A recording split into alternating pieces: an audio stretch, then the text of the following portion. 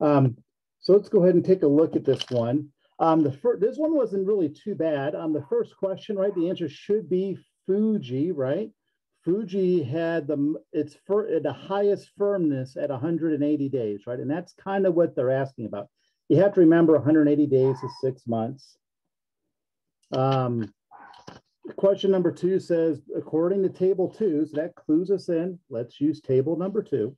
In the study, was the initial average of volatile abundance of the red delicious apples greater than 2, less than 2, or equal to 2? Well, it was 2.7, right? The initial amount was 2.7, so I think it was greater than 2. Really not too bad at 2 questions to kind of start off this section. Question number 3, a student predicted that as the duration of storage increased, that the concentration of volatile compounds produced by the apples would always increase. Well, if I look at this, it's only the Fuji and the Granny Smiths where the volatile is increasing the entire way, right? Like Gala increases, then starts to decrease. Red Delicious increases, then decreases. It's just the Fuji and the Granny Smith, letter C. Keep on going. It says, based on table number 2, which of the following graphs would show the 4 varieties at 60 days? So table 2 at 60 days, this column right here. Now notice, Gala is the highest at 9.8. So what I should do is look at these and say, okay, here's Gala. Gala is not the highest here, so it's not this one. Ooh, Gala is the highest here. In fact, that is the answer, letter G. Gala is not the highest here, and Gala is the highest here. So I could get it down to G and J, and then I would just keep on going down to kind of eliminate as we go. The answer is letter G. Number 5, I kind of thought was a bit of a stinker, really. It was like, really? This is what you want me to do? Based on table 1, which of the 4 varieties showed the greatest change in firmness between 60 and 120? So what I did was, just to help us out, I wrote down from table 1 the firmness for 60, the firmness for 120, and found the difference. Granny Smith had the highest at 14, the biggest change. That was a little bit of work there.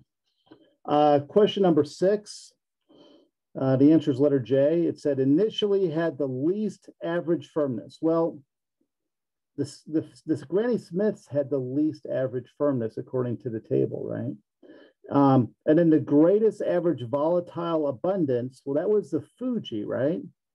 So it wasn't. There's no way the same apple had both of those, right? So it's got to be letter J. Now, if you look closely on H, they switch them. So be careful. They're both no's, but you want to pick J because J corresponds with the apple and what it is. Whereas H, they've got those apples reversed. Any questions on this first reading passage at all? I kind of felt like, except for letter number 5, it wasn't too bad. Like, we've seen a lot of questions like this number 4 a lot. And these ones, like this number 2, wow, I've never seen that if they're asking if 2.7 is greater than 2.0. Kind of interesting. All right, let's go on to the second passage. It deals with soil creeping. Kind of interesting. Second passage, you're going to have 5 minutes and 15 seconds for this one. So the first one is question number 7. According to figure number 3, at site 5, the greatest between which of the following dates? It's between these two, right? If we look at figure number 3, yeah, look at that increase. Huge change, right, between those 2 dates. Question number 8 is a little bit of science knowledge, right? Which of the following statements best explains why precipitation data were collected along with cumulative distance data? Well, it's because water that infiltrates the soil or rock may increase the rate of mass movement. You'll see that a lot in California when they've got a huge rainstorm going on, and you see these houses like falling off the cliffs because the water has eroded all of their foundations and the soil starts just moving. Yeah, a bit of a science knowledge on that one. Number 9 is a repeat of a question that we just saw in the previous section, taking the data, put it into a bar graph, right? Well, if we look at the sites 4 through 6 on March 1st, site 6 was the smallest amount. And if I look at these, letter B is the only one where site 6 is the smallest. So, there we go. Question number 10, consider figure 2, the 6-month periods during which there was no soil creep of sites 1 to 3. How much precipitation fell? Well, when we look at that, here's the where was it here? Based on figure 2, here's figure number 2. Yeah, right here. No soil creep at all, right? Same amount. Well, the precipitation is the bar graph part, which comes out to be, I don't know, right around 200, it looks like. So which one of these would be it? Yeah, letter F fits the best, less than 250. Question number 11, suppose that at site 2, scientists also measured every 6 months the distance that material moved at a depth of 2 meters below the surface had moved since September 1st. Based on figures 1 and 2, what do you most likely have measured? It's going to be letter B, right? Because again, at a depth of 2 meters below the surface moves slower than material at the surface. And if we look at it, they kind of tell us it here a little bit, right? Material close to the surface moves faster than deeper material. And that kind of makes sense, right? That kind of makes sense to what's going on. And then number 12 was just really weird. The answer should be letter G, because the biggest creep was 1.4, right? And the biggest block glide was about 60. And so 1.4 fits, and then 64. So that's close to, it was about 60, right, on the graph when we're looking at it.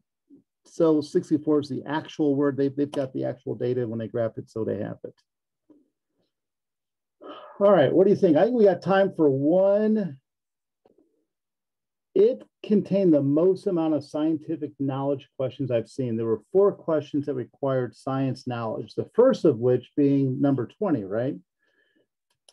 If you're not allowed to put something in there to measure the color of it, well, if you're not using the color to measure the pH, you really need a pH meter then to measure the pH, okay?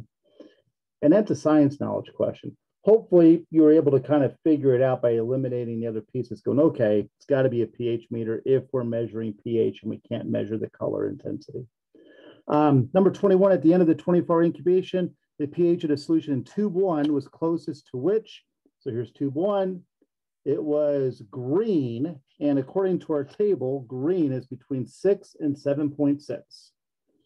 So letter C is the only one that's between 6 and 7.6. Okay, 22 was a stinker. I had to look these terms up. I had forgotten them. It's letter H, okay? Eleutheria is an autotroph, whereas a snail is a heterotroph. And I didn't remember those. Did anyone remember those from their science biology classes years ago? Yeah, it's one of those random pieces of science knowledge where it's like it's impossible to know all the science you need. You just kind of have to rely on what you remember. But yeah, it's letter H for sure.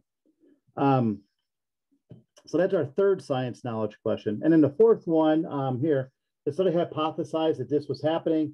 The answer would be no, because tube number 2 was green still, right? It said causing the solution to become yellow.